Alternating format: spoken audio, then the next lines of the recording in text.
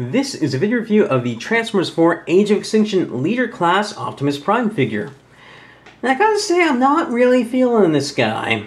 It's a shame that the Leader Class figures of Transformers 4 are not quite my cup of tea, because I did like the Ironhide, Bumblebee, and Sentinel Prime from Transformers 3.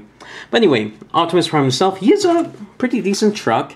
He is a little bit gappy compared to the first edition Optimus Prime figure, and I'm not quite fond of this yellow in the window. But overall, it is quite nice shape. You can remove this thing here and the sword from down here. It is quite nice shape. It doesn't have any big holes where you can see any robot stuff, which is nice.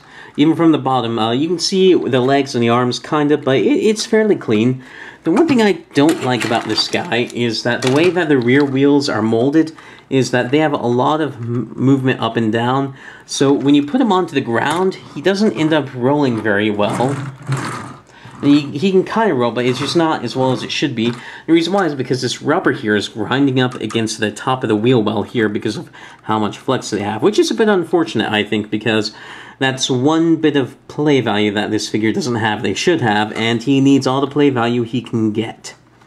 Now, Transform this guy is very similar to the first edition figure, but kind of different. First you pop this up, then you pop these down, and just the sides and the gas tanks here. And then you'll pop these out from under here. Again, this is all very similar to the first edition, but it gets different kind of quickly. And then you'll pop this down like that, and just leave these out to the side for now. Then you'll take the arms here, and you'll bring them up like this, and like this. Then you'll bring them down, pop them apart, bring them rest of the way down, and then you want to rotate his waist around 360, and this is one part that I really hate about his transformation, because stuff just bangs into other stuff, and it's really annoying.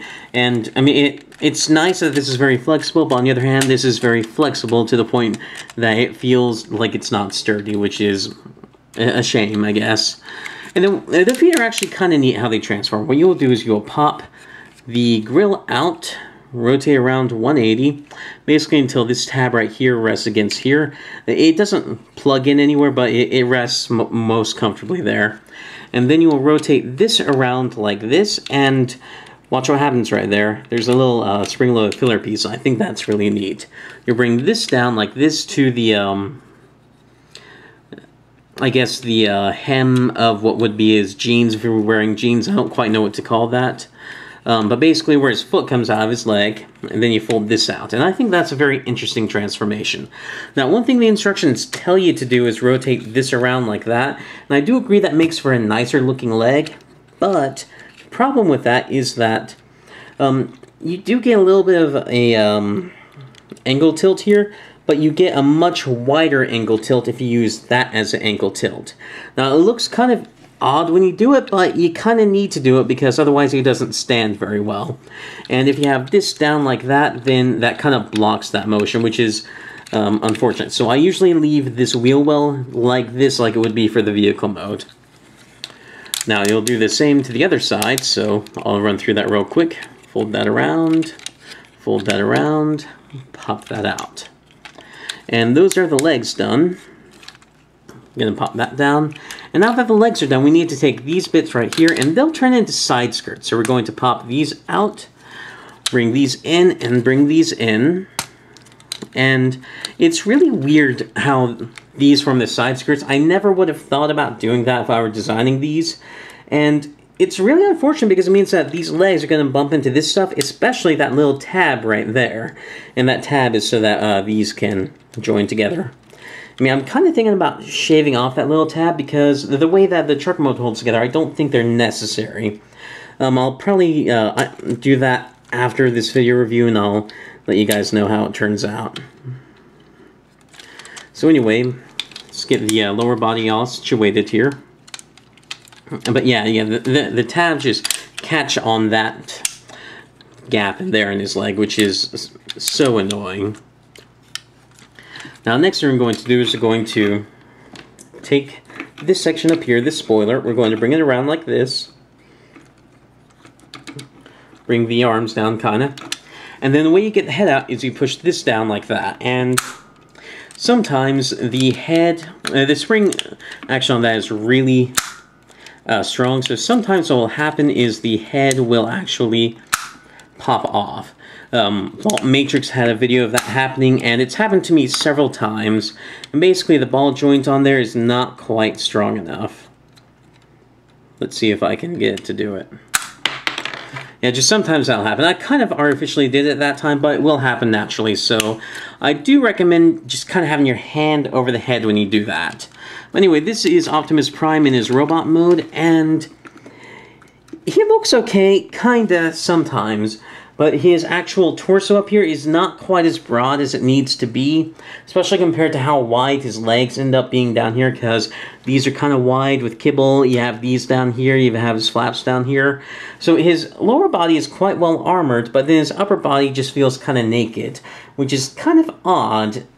And I mean, it works a bit better. His proportions work a bit better if you don't have these things on his robot mode, and it looks a bit better like that. But the problem is that then you have these things just kind of hanging out of nowhere, and then then these right here will start bumping into the legs, which is almost worse than these bits right here bumping into the legs. So I'm not quite a fan of the way that he handles his kibble. I think it's an interesting idea. I don't think it works very well. And because just stuff just bumps into stuff all the time, and it's just awful. And especially because you're scraping against chrome, so I'm not happy with that. I'm also not happy with the way his feet are shaped, because it's not a flat instep, and you can kind of adjust it with this and with the ankle tilt, but it's just, with all this other kibble here, it makes it very awkward to get your hand in anywhere well enough to start moving stuff around. And even so, the top of his foot right here will bump into this section right here, and it will cause it so that this little ball section here and this right here don't always sit the same way. So you'll find places where, oh, he should stand like this, but then he rocks because you didn't anticipate on this not being able to go all the way up like it can over here. So there are just lots of little niggling problems with how he handles his legs.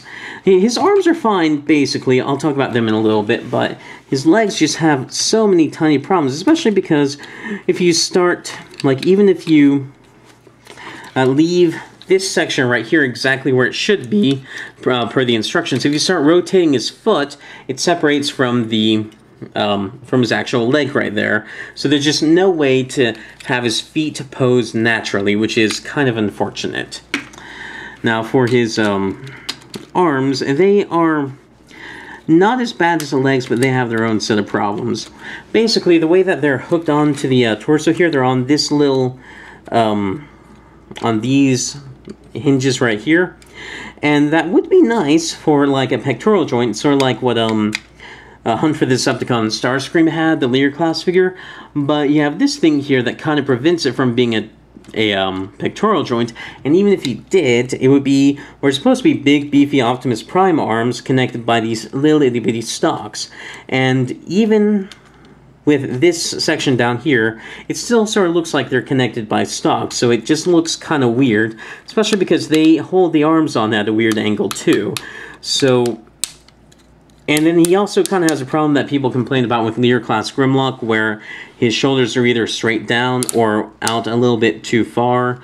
So, and then these things get in the way, just like this stuff down here. So I'm just not a fan of this guy. He has so many tiny niggling problems caused by trying to make him look like he has armor, I guess. I mean, I wish that all this kibble, they had instead just consolidated into a small square backpack. Sort of like what, if you've seen any video reviews of the Voyager Galvatron figure, he does something really neat with his backpack. If they had found a way to do anything like that with this guy, he would have been so much better. Now, as it stands, this guy, if you put him into a decent pose, if you find one, and believe me, they're a lot harder to find than you'd imagine, and then you put him on a shelf, he looks like he's a super playable toy. Because if you don't know the secrets behind all the joints and how they fit together, if you don't know the secrets behind him, he looks like he's a very interesting and well-made figure.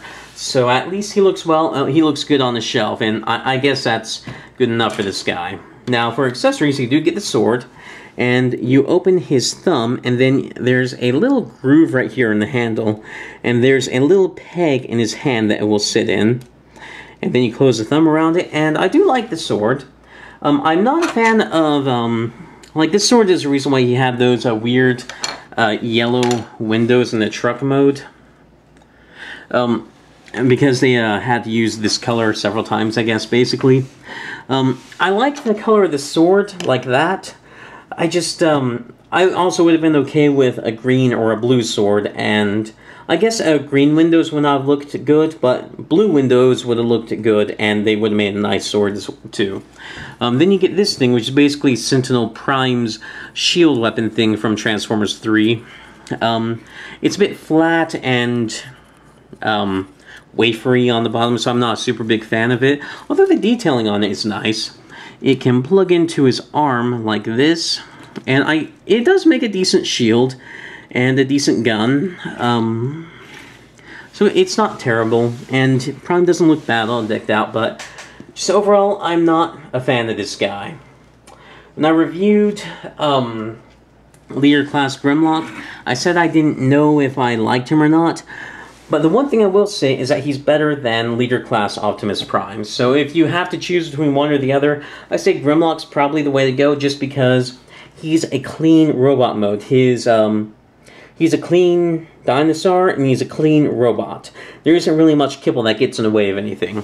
Prime is Kibble City in the worst way, and it just really drags him down. Because this could have been a neat figure if they just done it a little bit different, if they had made some parts fold up a little bit more, but no, that 15 steps or less thing is killing Prime there. So anyway, I review Transformers, Power Rangers, Digimon, Tobots, lots of stuff like that. If any of that sounds interesting, please subscribe. I've got some links in the video description down below, a Facebook link, and some playlists. Please check them out. Thank you for watching.